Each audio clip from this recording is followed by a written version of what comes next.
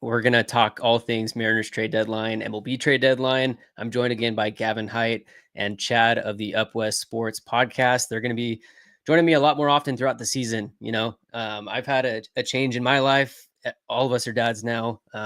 Little baby couch GM has arrived, so priorities have shifted a little bit in the near future, but locking it back in for this Mariners playoff run. And before we get into it, make sure to check out baseballism.com. That's where I have my hat and some other great gear. Make sure to check out all the things on Baseballism for Mariners. Couch GM -15 for 15% off your order. And if you didn't already know, I'm a mortgage lender full-time when I'm not making these sports videos. Make sure to reach out. The link in the description of this video if you'd like to reach out. And if you're looking to buy, sell, or refinance on the West Coast. So Gavin, Chad, how are you guys doing? How are you feeling after the Mariners trade deadline this past week? I was pretty excited. I don't know about you guys, but I just look at it as we covered the three main issues that we felt like going into the trade deadline, and we solved them. And just really to being on vacation this last weekend and seeing how we performed against those teams. I mean, I was pretty ecstatic to see the lineup really put together. I love the top half. Those first seven, first six, you see, it's just a juggernaut to go through. But yeah, I'll kind of leave it at that. I mean, I'm pretty excited and bullish about this team going forward. Yeah, vibes are pretty much at an all-time high right now, which is awesome, right? You always want good chemistry, but they got two of the best bats. They ended up getting Caleb Ferguson, who is severely underrated in that trade deadline. I still think they were one, and I don't mean to be too harsh here, because this is one of the first trade deadlines that I'm really big fan of it, and I'm not going to try and take too much away from it. So B plus A minus was kind of the grade that I was looking at, and you could twist my arm for either one, but no, they did exactly what they should have done. And in all of that, they didn't lose any top 100 guys, which it's insane. You go through a trade deadline and you get those types of names. And yeah, you didn't lose anybody that you really wanted to keep down the road. And yeah, sorry, I just saw something real cool on the screen there. I won't give it away. That's a Geno bomb. That's a Geno bomb. Great timing. So yeah, speaking of trade deadline, Geno goes and it's back at home, which is awesome. So yeah, I love the trade deadline. Griffin Jacks would have been my next one, but we'll get into that later. Yeah, so I guess if you guys want to go through your grades, and then I'll do my grade, and then we can break down each individual trade. So if you want to start, Chad, what was your grade for this Mariners trade deadline? No, yeah, Gavin nailed it there, B plus, and that's really nothing negative. I felt like we could have maybe done more. I felt like we could have added, upgrade the floor a little bit in our on our bench. We could have gone and gotten a right-handed relief pitcher, power arm maybe. I know Jerry was still looking at Duran towards the end of the deadline, but going out to improve our corner infield with Gino and Josh Naylor, I think they nailed it there. I don't think they could have done any better at the first base or third base position with what was available on the market.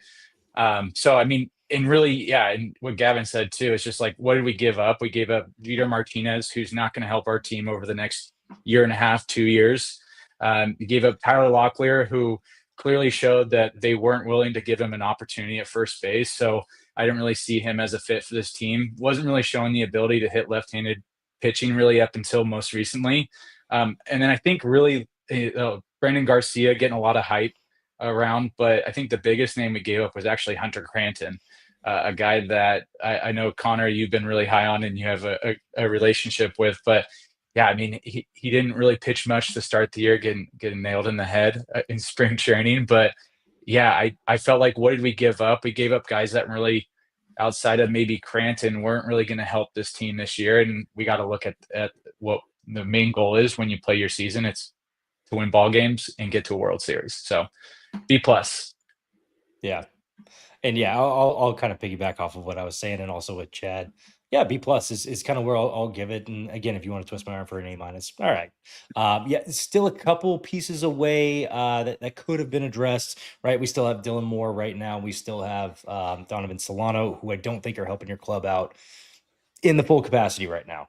And then also maybe one more guy just to at least help the floor. I know they were talking about Duran.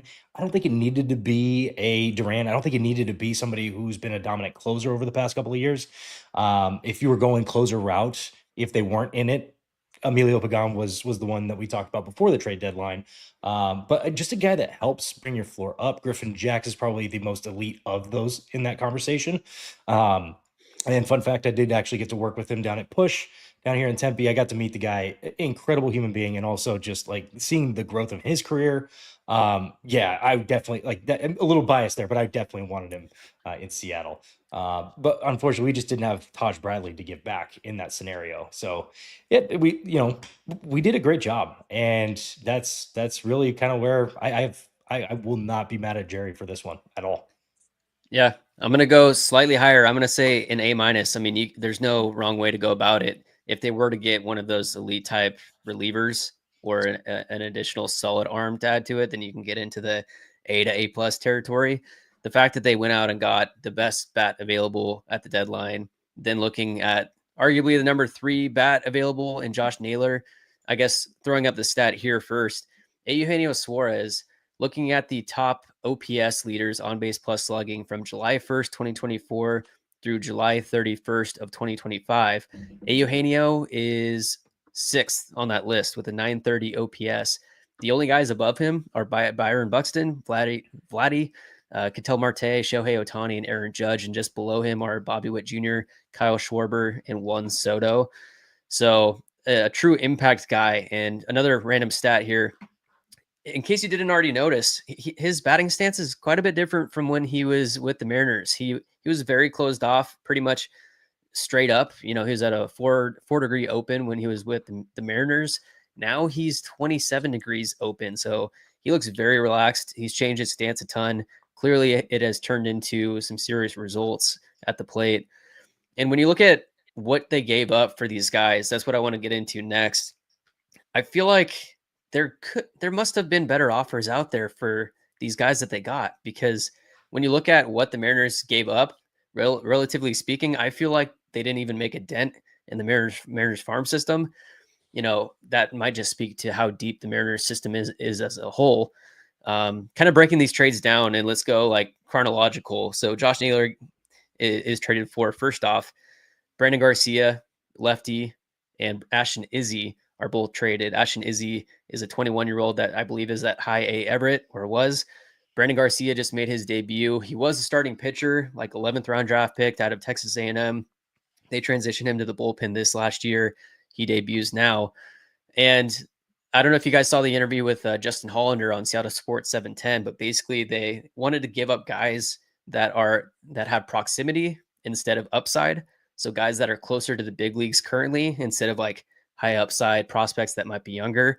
What do you guys think of this initial trade? Josh Naylor, I mean, Brandon Garcia and Ashton Izzy, it was assumed that Brandon Garcia might be the guy, the lefty in the bullpen this year to help us during the playoffs, but then they just up and trade him and they end up bringing in Caleb Ferguson. I thought it was a fantastic trade. Yeah. I mean, I think that was the easiest one to look at on paper and what we gave up. I'm not really attached to Brandon Garcia. I think he's a great pitcher, and I think he's somebody that could eventually end up back in a rotation for Arizona. For the Seattle Mariners, I don't think so. Just look at what we have currently and then coming up in the future. I just don't think there's a place for him in our rotation. So the value isn't as high as maybe another team evaluates him at. So that's probably why we're able to get him at probably on paper lesser than what you think. Arizona, I thought they had a really good offseason though overall. So I think it's really a win-win for both teams. Yeah. And I'll opposite that. I was actually a big Brandon Garcia guy. I loved what he brought to the table. I thought his trade value was probably higher than maybe most would give him. Especially seeing that he was, sitting 97 to 99 once he got up to AAA, and I was able to see more of those numbers come in. With adding that sinker in and everything.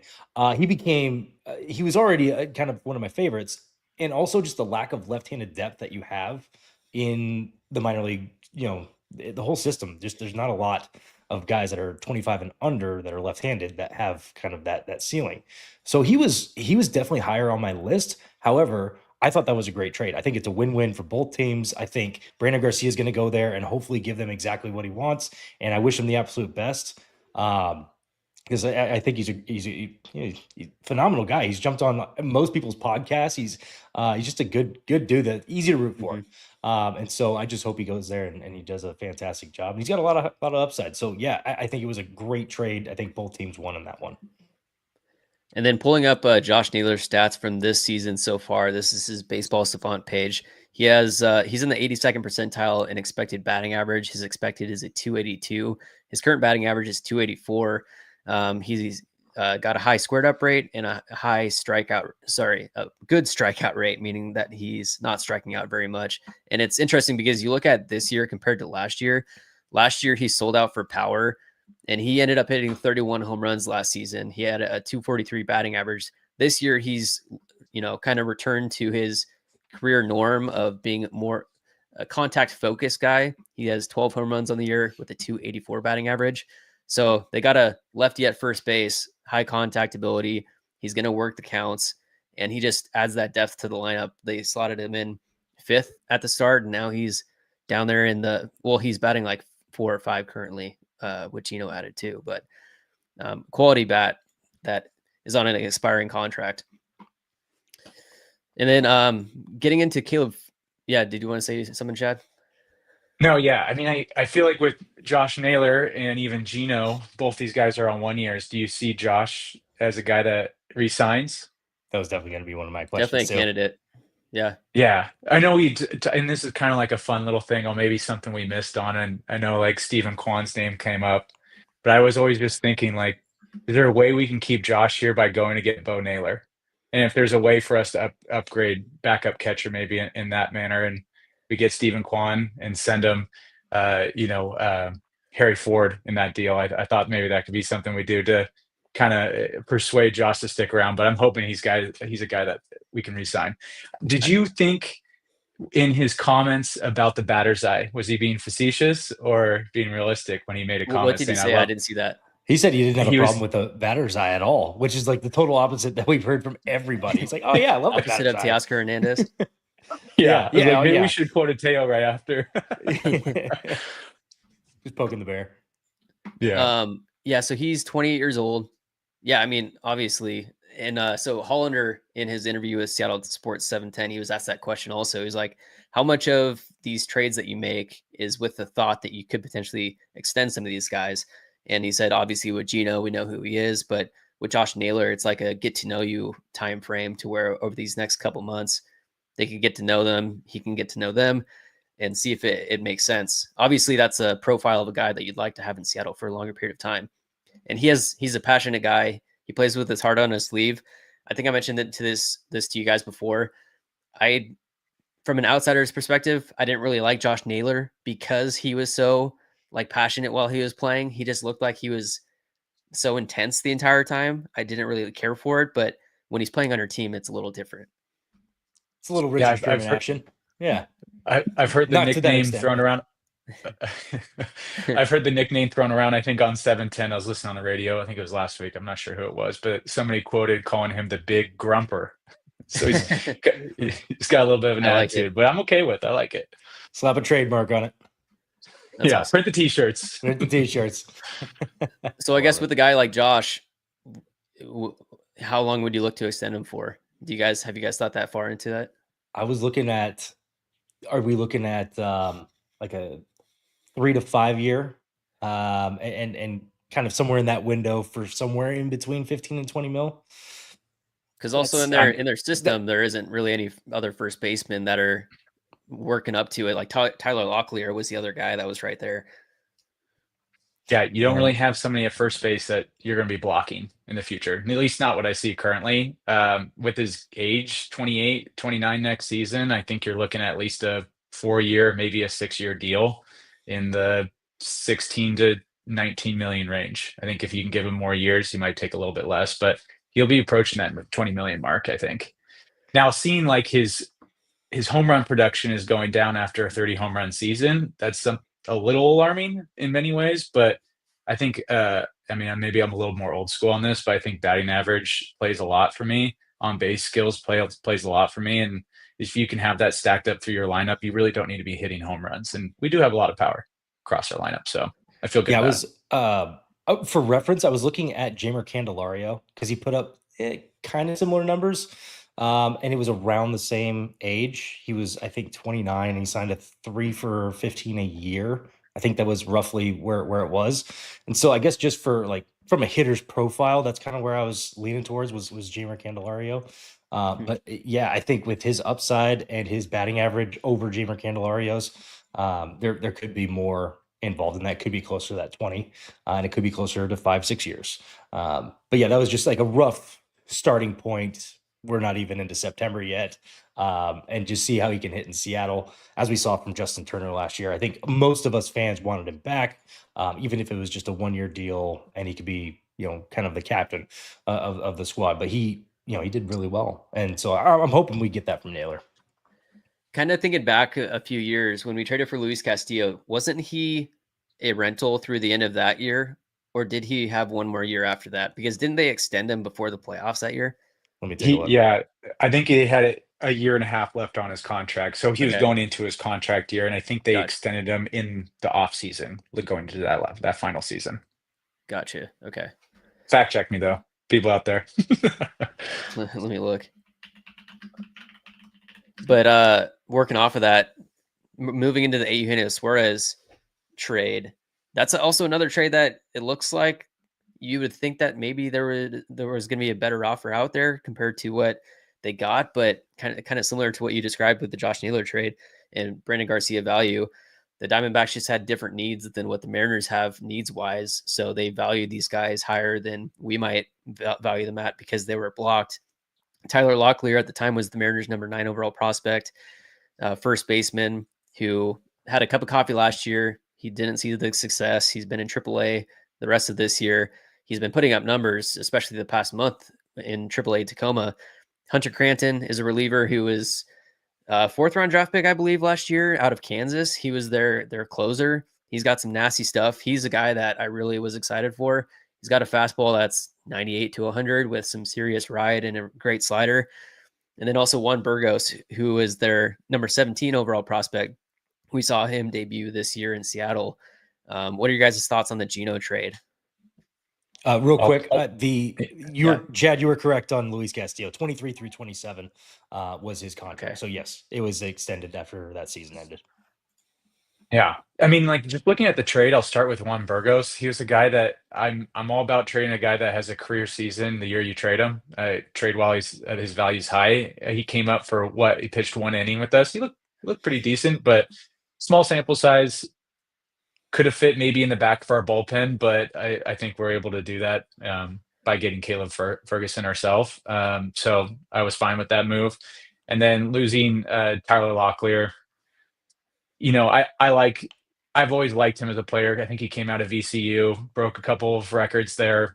He's a player that hasn't really failed too much in the minor leagues. Seeing him stall out in AAA a little bit was a bummer.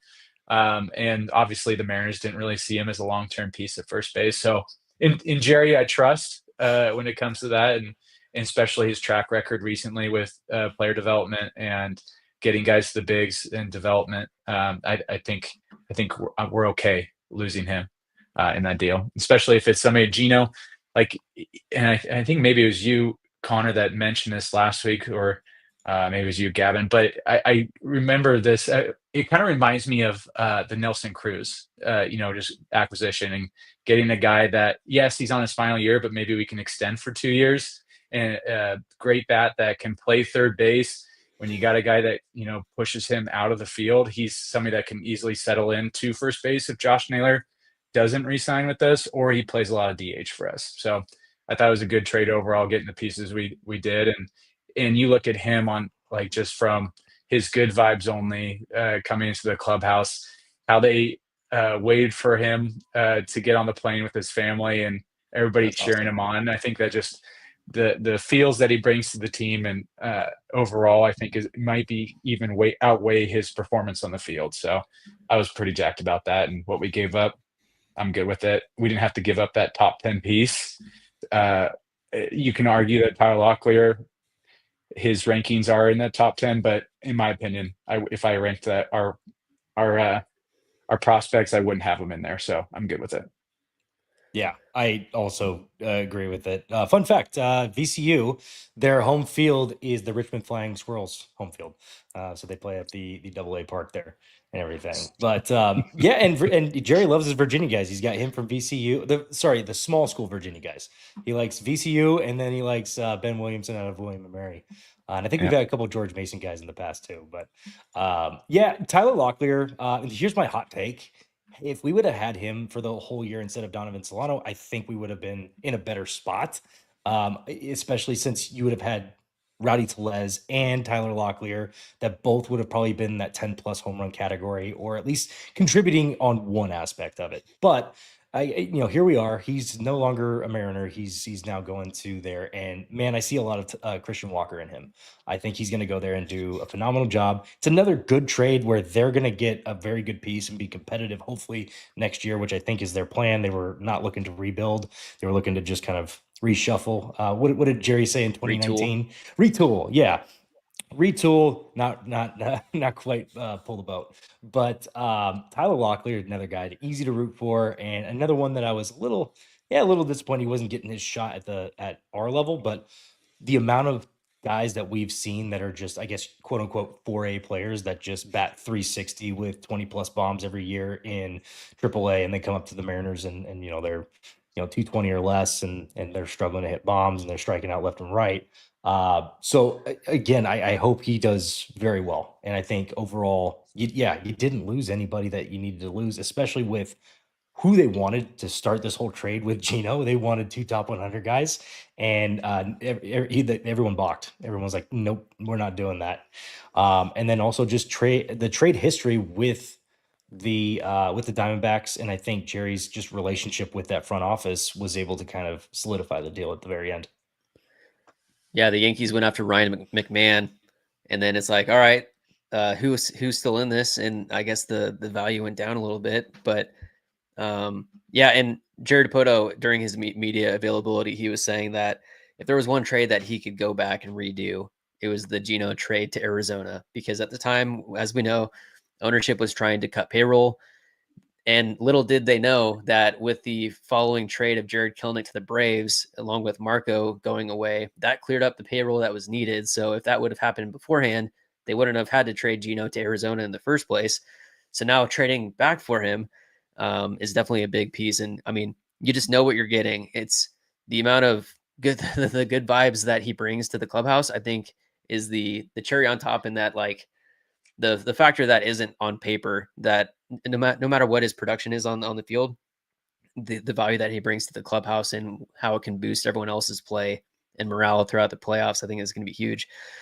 I'd be curious though. I mean, going to Arizona, who made that swing correction for him? The openness and relaxed kind of state in his stance. I mean, like, were the Mariners going to fix that? I don't know. So bless the broken road that brought Gino back.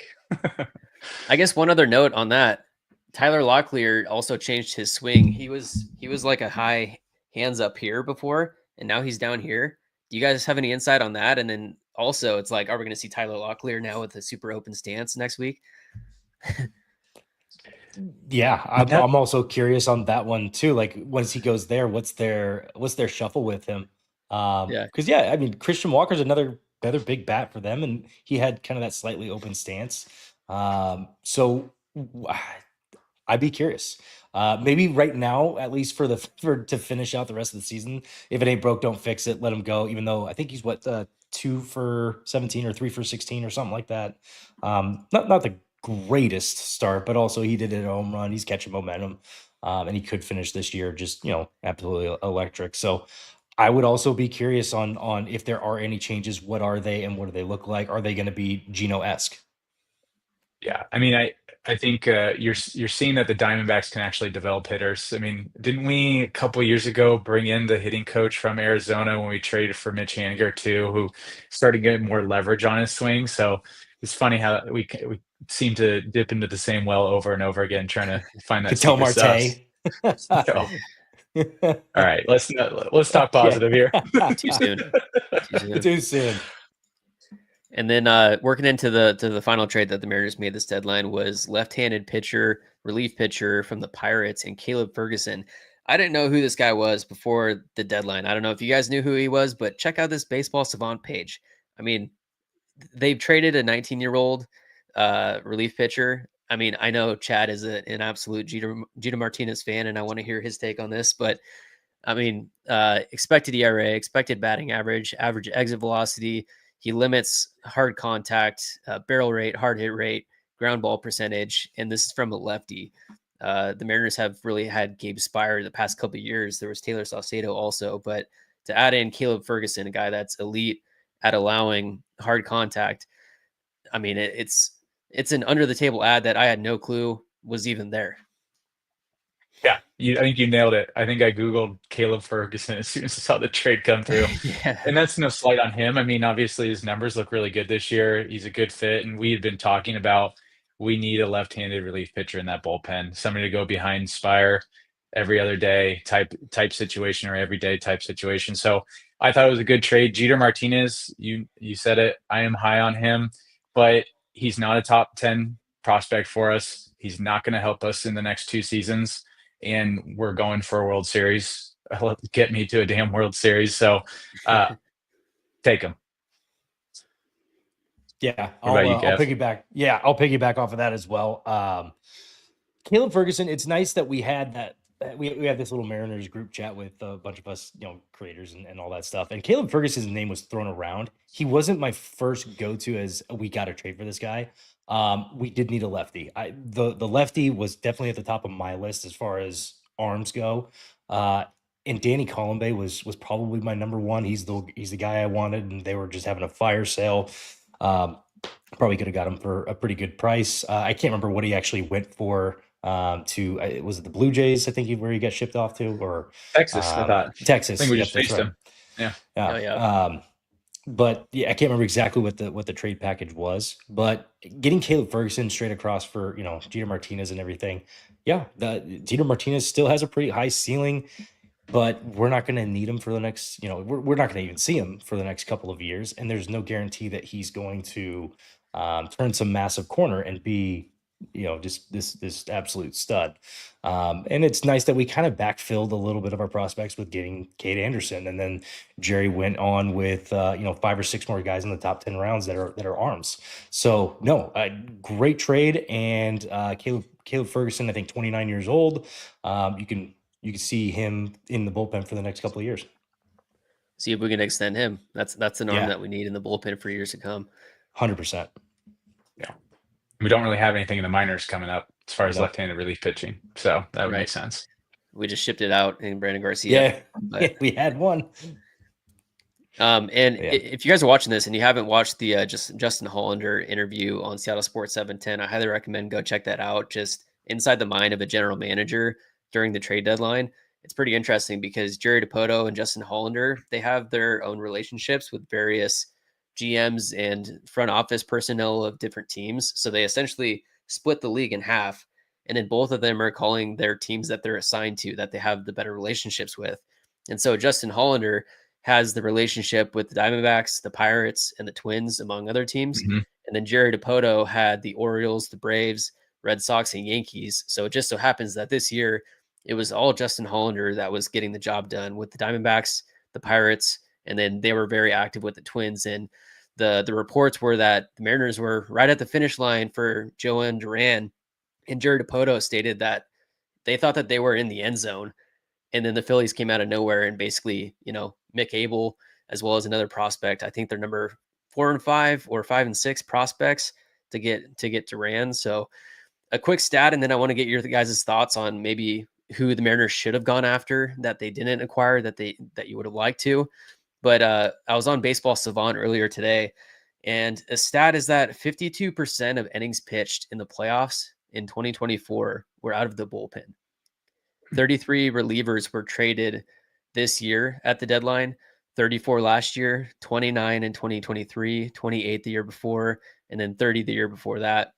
So just kind of speaking to the importance of how deep your bullpen needs to be, because a majority of the innings potentially in the playoffs are pitched by the bullpen. And then we see Trent Thornton go out the other day and tear his Achilles. And now it's like, okay, who else do we have in the minor leagues? We have potentially Gregory Santos coming back at some point. Bryce Miller is going to fill out in the rotation. Do we move Hancock or Evans to the bullpen at some point? So working off of that, who do you guys think that the Mariners should have gotten? I'll let you go, Gav. Yeah, mentioned his name already, but Griffin Jax is probably at the top of my list. Unfortunately, we just didn't have Taj Bradley or a Taj Bradley esque type player. I think the closest to that would have been maybe Logan Evans or Emerson Hancock, somebody who has major league experience with still high upside and not super old. So that would have been probably the closest, and you would have had to package that up with maybe another top 10 guy, and yeah. It's worth it for me to get a guy that's controllable and everything. So Griffin Jax might have been the one that got away.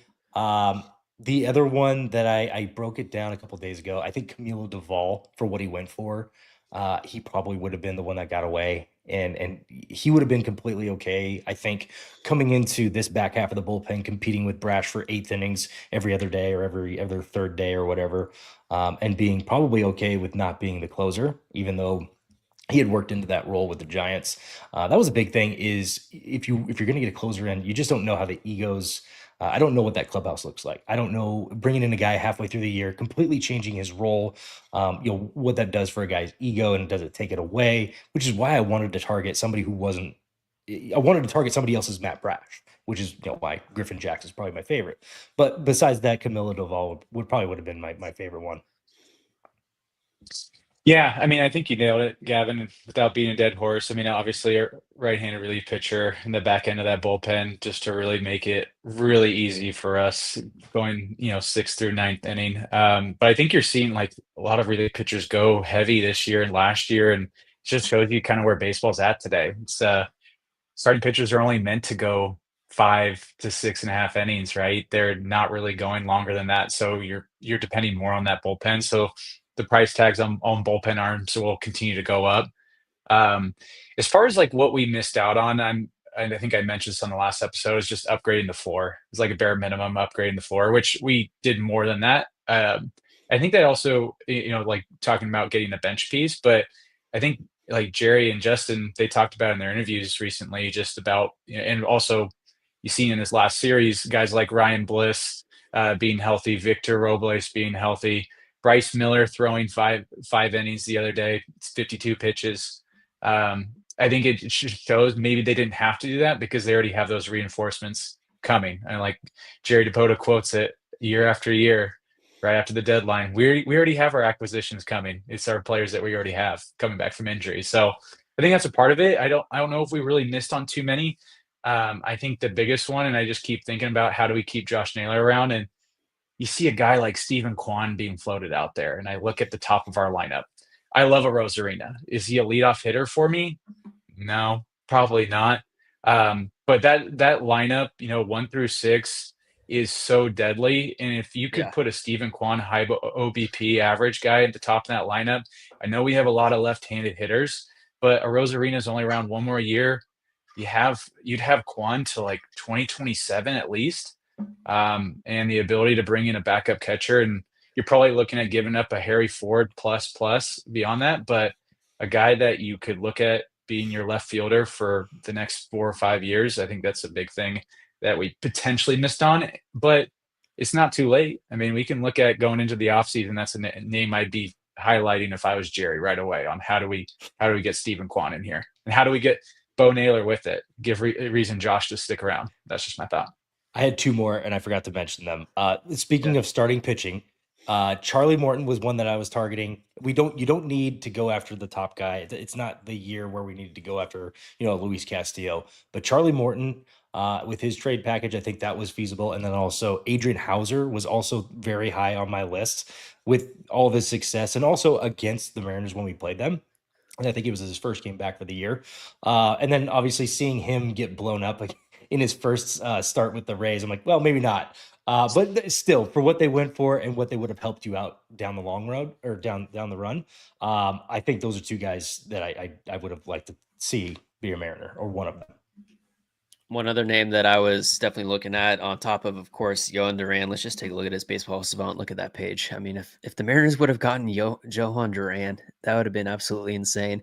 And then it's like you can go 1A, 1B, Munoz, Duran. It's like it doesn't matter who's going. It's like they could both be out there every day. You know, we've worked Munoz into the ground the past few years with how many times we're asking him to go 4-out saves, do all of these different things, even tie ball game.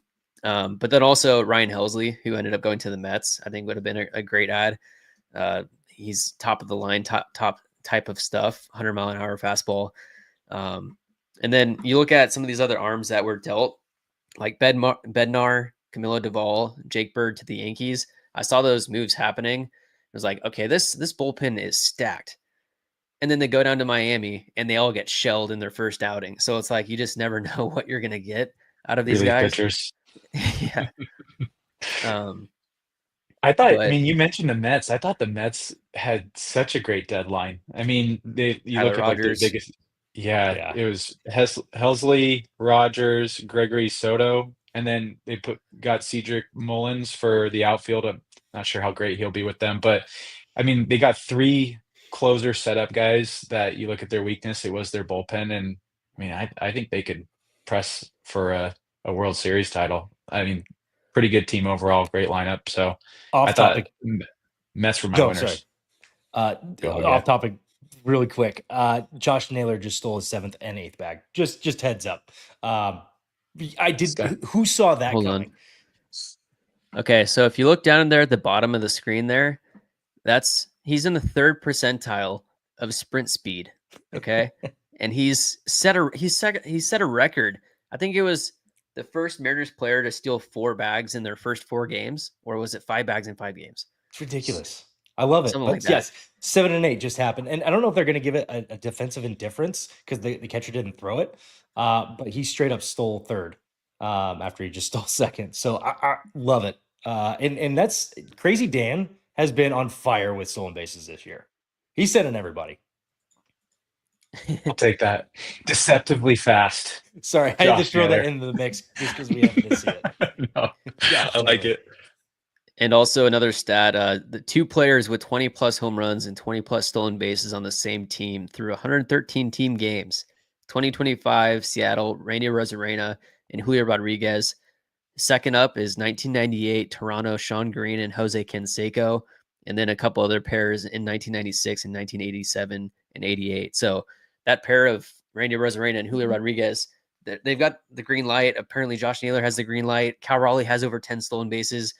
I was on with Gary Hill Jr. early in the season before the deadline. It's like, are we about to see the first 60-20 catcher in history? I mean, that's ridiculous. He is the first, if he's at 10 already, he's the first 40-10 catcher ever.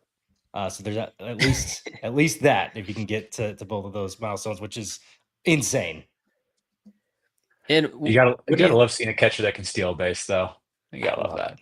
Former catcher myself. I mean, nothing gets me more excited.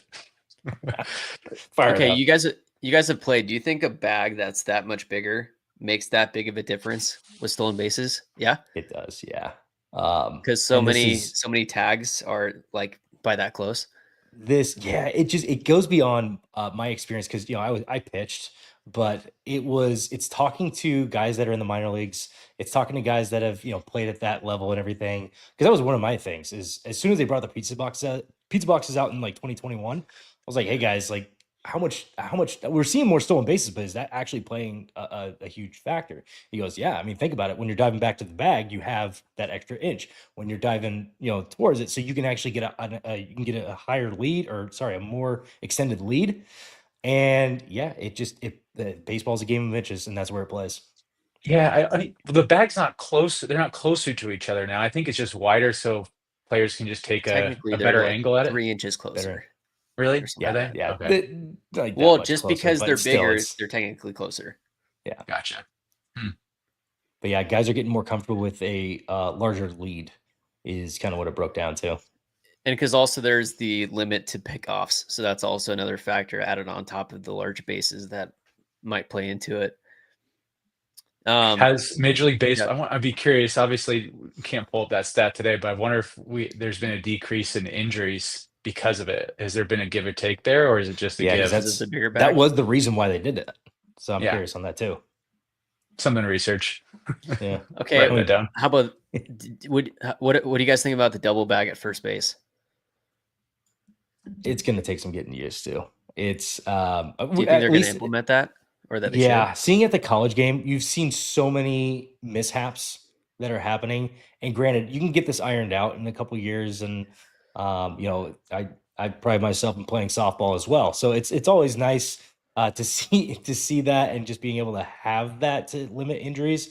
But I guess it just wasn't a barreling issue that needed to be addressed, at least at the college level. And we've seen so many guys like not on the base because they're on the back part of the base. I hope they don't implement that one.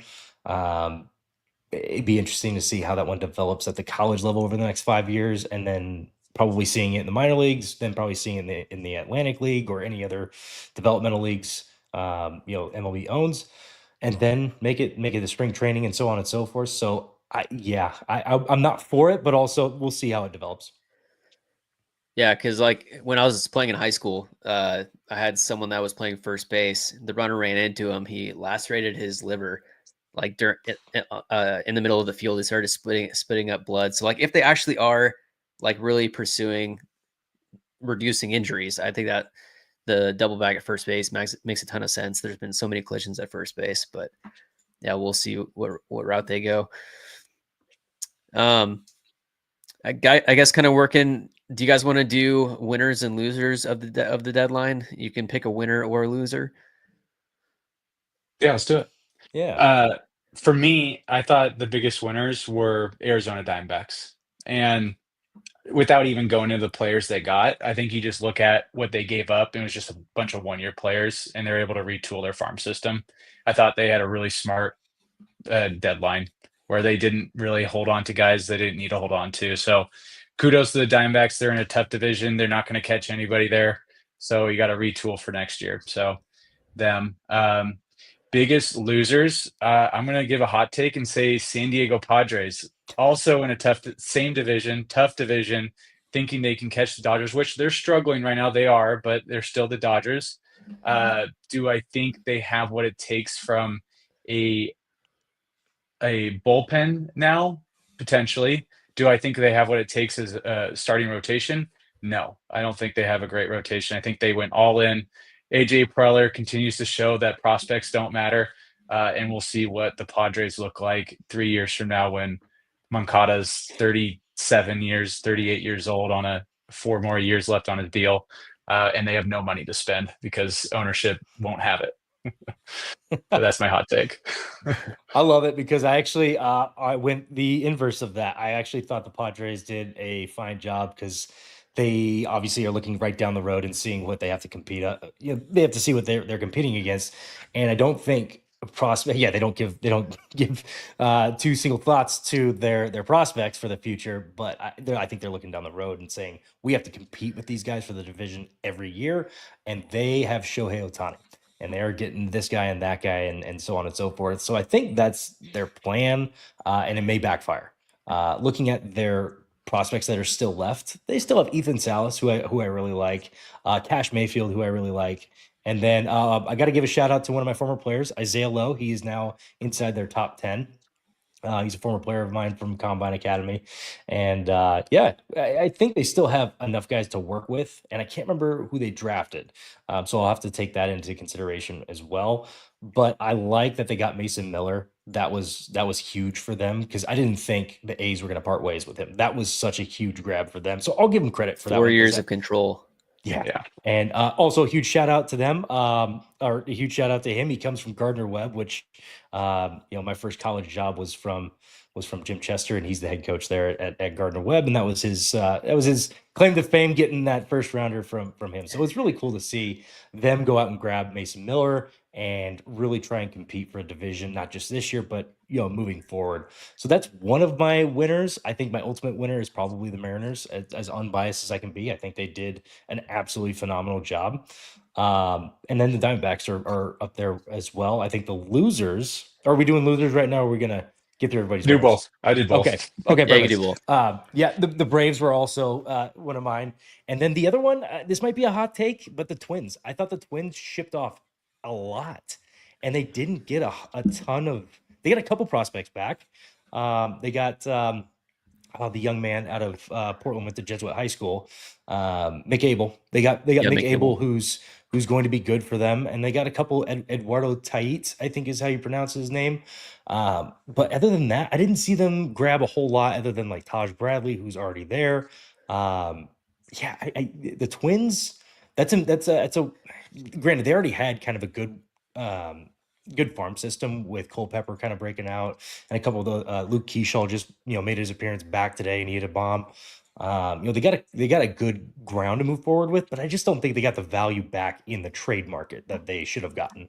That's I guess that's my hot take. But Twins, yeah. So I'm going to look up the AJ Preller all-time trade list because the amount of talent that he has traded away is absolutely ridiculous. And us Mariners fans know firsthand, like, thank you, AJ Preller, for being who you are. And thank you for Jerry DePoto's relationship with him because we were able to get Munoz. We got Ty France for a period of time, all these different guys. I just have to, before I go into my teams, I have to pull up the Padres trade deadline. This is what they did. They brought in right-handed pitcher Mason Miller, obviously one of the top closers in all of baseball, which is a great move, but it's very costly. They brought in the second best bat available at the deadline, which is infielder, outfielder, lefty from the Orioles, Ryan O'Hearn. They also got the outfielder from the Orioles, Ramon Laureano, who has been one of the hottest hitters in baseball over the recent span, or at least the hottest hitters available. They also got left-handed starting pitcher JP Sears. They got catcher Freddie Fermin. They also got left-handed starting pitcher Nestor Cortez. Then they got infielder Will Wagner and shortstop Jorge Quintana, who's a Brewers prospect. And this is who they shipped out. That entire list of guys. They're number 1, 3, 6, 8, 9, 13, 16, 17 overall prospects. On top of the 4 additional prospects on top of that. And then 2, it looks like major leaguers. So, I mean, AJ Preller does not care about prospects. He's trying to bring in talent. And you look at the talent that they brought in, they did acquire the most this year MLB talent out of any team in baseball. But we'll just have to see if it ends up working because I guess working into my team that I thought was one of the winners is the A's for what they were able to get back. I mean, they were able to sell high on Mason Miller, who he's one of the top closers in baseball, but it's also a very volatile position. He could end up having Tommy John at any point. Relievers, they're good one year, bad another year. Like, there's so many variables. And the fact that they were able to get the number 3 overall prospect in baseball from that deal, the A's got the current rankings of their current prospects for the A's. They acquired their number 1, 5, 9, and 17 prospects from the Padres for sending away Mason Miller and JP Sears. So, I mean, this A's team that is in a rebuild, clearly, they are right on the cusp of having a contending team. And the fact that they were able to get what they did and trade those guys, I think, is a big win for them. And then, Gavin, I would also say that a winner is the Mariners with what they were able to bring in with what they sent out also. So, crazy deadline. Yeah, I agree with I did you want on, to point on out. A's. Yeah, go ahead, Gav. No, you got it. Yeah, I mean, for the A's, I think it makes sense. Why would you hold on to a closer if you have no need for a closer? You got to get to the actual 9th inning to use them. Keep winning in games. Yeah. The one I was about to say, the one with the Padres that didn't make a ton of sense was getting JP Sears and Nestor Cortez. You get kind of 2 of the same player. One's a little bit younger. I guess that was the only one that was like, guys. All right, like, and granted, they just optioned JP Sears back down, so I guess maybe that's their future, or maybe he gets. And then they're going to DFA Cortez next week, I'm sure. Yeah. So that was the one I was like, all right, depth. I don't know. And then they're floating out Dylan Cease too there for a trade. I'm like, I guess the plan is get to the 5th inning and then let our bullpen rocket. Like, I think there was also There was also talk of them trading Robert Suarez. That's right. I did But see that. Yeah. But then they ended up trading for Mason Miller, not trading Robert Suarez or Cease. So, I mean, the Padres are stacked. If there's anyone to take down the Dodgers in the NL West, it's obviously the Padres. So I guess sure. they have to do what they can to try to compete with the Dodgers. Yeah. Yeah. That's I guess the best way I was looking at it is if they got a team, they got to compete now. And yeah, Leo Dallas DeVry is fantastic, and I think he's going to be huge for the A's. And yeah, I forgot to mention the A's. That was a good call out. I think the A's definitely got a big deal with that one. Yeah. And then a couple injury notes for the Mariners. Now working back to the Mariners, we'll get into a few injury notes and then get into their schedule upcoming. Victor Robles is set to start a rehab stint at some point, I believe, next week, which is encouraging. We're going to talk about the log jam of the roster, but Victor Robles potentially coming back in the outfield. Bryce Miller, he was quoted saying that he's feeling the best that he's felt all year. His fastball was averaging, I believe, like 94.6 miles per hour in these rehab starts. He was up to like 97 point something. Let me find the actual stat, but Bryce Miller potentially coming back. He got second baseman Ryan Bliss. He was ahead of schedule. He could come back in September. Gregory Santos could potentially come back in September. And then, as we know, Trent Thornton just tore his Achilles. So I guess any other thoughts or opinions on those guys?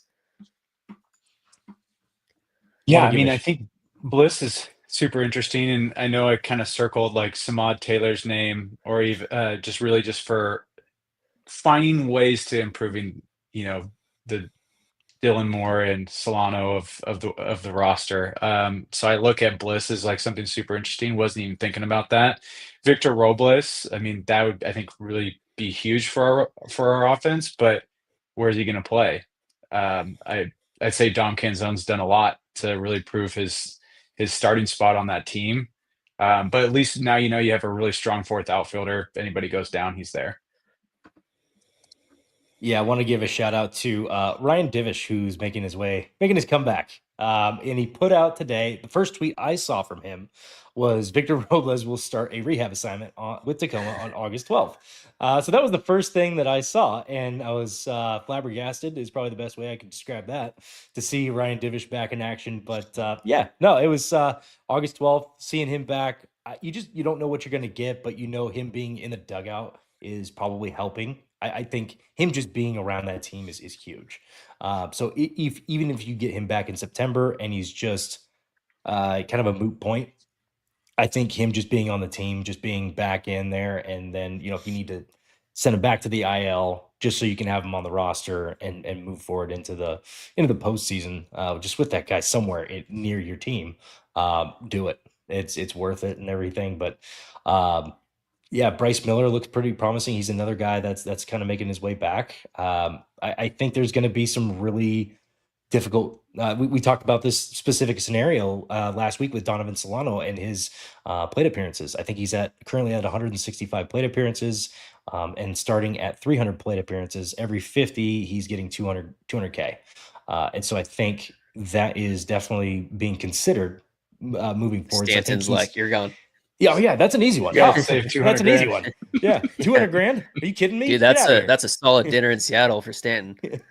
That's more cup holders for the suites. We can't do So, that. yeah, I think that's not even a second thought. Donovan Solano is probably the next one off, unfortunately, on the chopping block. And then there's speculation on whether you keep Demo, whether you option a couple other guys. Demo, I don't know how loved he is. It seems like he's very loved with the front office, and then with Dan, with the opportunities that he's gotten and the versatility that he can give you around the field. So maybe that plays a part, but also you got Samad Taylor. At the very worst, he gives you exactly what Dylan Moore's given you. In my opinion, I think he can give you even more with what he's doing down in AAA. And granted, we've seen this story a handful of times. Guys do well in AAA, can't make the jump to the next level. And I'd rather take the chance. And in all honesty, I'd rather take the chance with somebody like that. But yeah, it's some really hard questions over the next couple of weeks. And I think Dylan Moore and Solano are kind of on the chopping block right now, in my opinion. I agree. I mean, you kind of seen like Dylan, he really has kind of settled into a one-trick pony role. late 8th, 9th inning, bringing in to steal a base, and then later on gets pulled for somebody else. So is that worth it in your roster? No, not come playoffs time. I mean, yeah, come playoffs, they might have something like that, but I think Samad can add a different layer to that offense where maybe you can keep him in there going into extra innings. Not with the speed demon Josh Naylor we got now. Yeah, that's insane. And then also another note on Bryce Miller. I got the numbers mixed up. He isn't averaging 94.6. He's averaging 96.4, which is up 1.9 miles per hour from his season average. And he topped out at 97.6 miles per hour on Friday. So far in his rehab stints, on Friday, of the 13 hitters he faced, he struck out 6 with 0 walks. And he was quoted saying that this is the best that he's felt so far this year. He's going to work up to, I believe, 70 pitches next. And then after that, one more start. So potentially 2 more starts and we could see Bryce Miller. I thought they were going to shut him down at some point, but sounds like they were able to figure out what was going on. He's got that bone spur that he'll have to get surgery on this offseason. But a big addition, the starting pitcher that they were looking for at the deadline is coming back in Bryce Miller, right?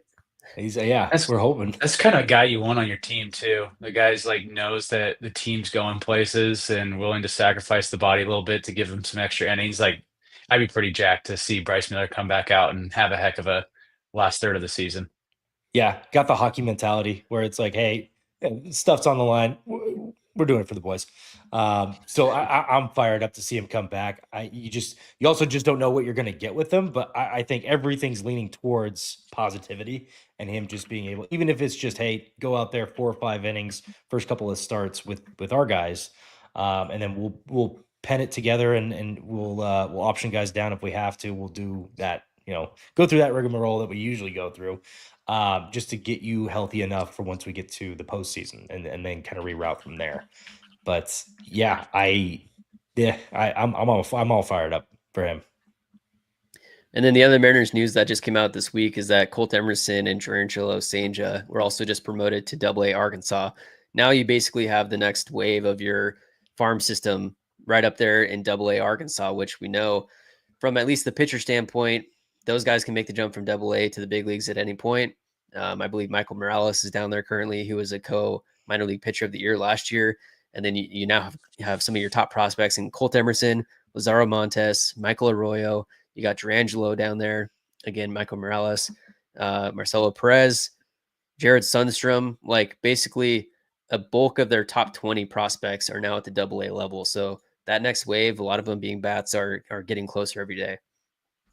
Yeah, and that's another question mark for next year is who breaks camp, who has to go to AAA, and what's your future looking like at the start of 2026? Because right now, like it looks like Arroyos has something to say about it. He seems to be having the best season out of everybody that's been called up so far. Obviously, early for the 25 game hit streak or whatever. Guy's on fire. Yeah. I'm really glad they didn't trade him. If you had to trade him at the trade deadline to get the guy, okay, it is what it is. But I'm actually really glad that they didn't trade him.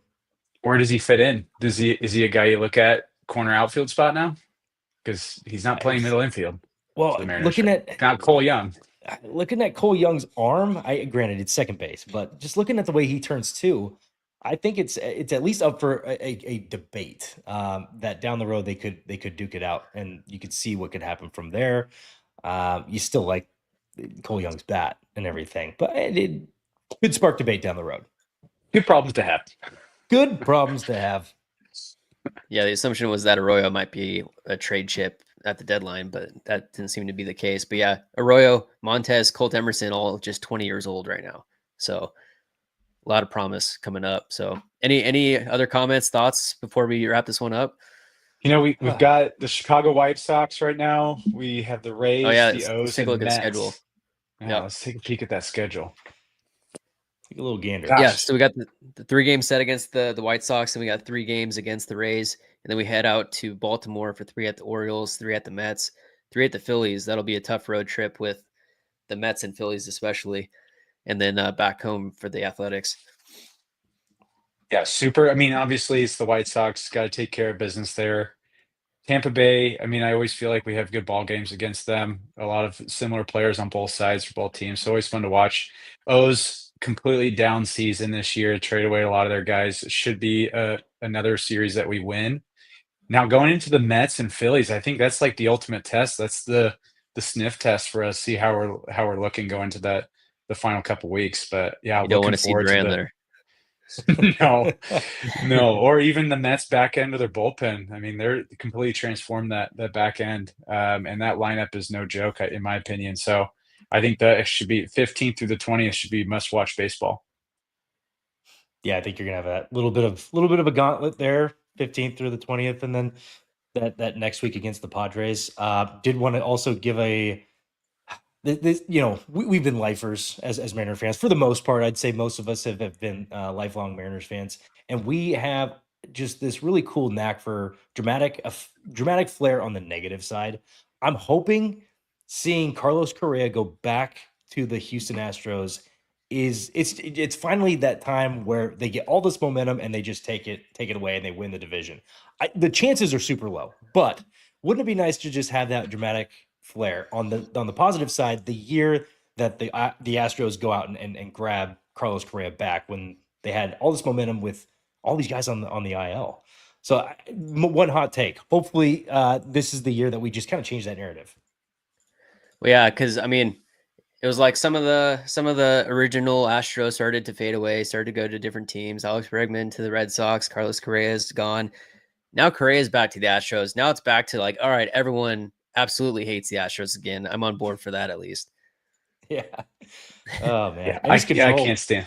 Yeah, I can't stand the Astros, so I'd love to see them just burn and have to do a playoff game for a wild card. That'd be the ultimate finish to the season. How are we looking, Gav? What happened? We're looking good. Our main bag stealer did something real cool. Nice. Josh Naylor. Josh Naylor. He hit a bomb squad. Oh, sweet. Man. Oh, man. Yeah. Both trade acquisitions, bat-wise, hitting dingers tonight. Love that. Boom. I was going to pull up the standings, but I didn't get to it quick enough. But yeah, currently the Red Sox are in the top wild card spot. The Mariners are 2 games behind them. They're in the second wild card spot. The Yankees are a half game behind the Mariners. Then you got the Rangers a half game behind the Yankees.